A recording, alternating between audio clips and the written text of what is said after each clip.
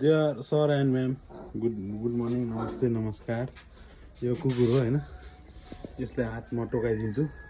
हात टोकाउन चाहन्छु टोक्छ टोक्न हेर है। खायो भने खाइहाल्यो हैन। यता हड्डी हड्डी थुक हड्डी थुक हड्डी चबाइराख यसरी हैन।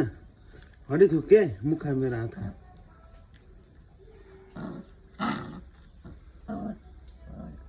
हड्डी थुक नखा के यस्तो।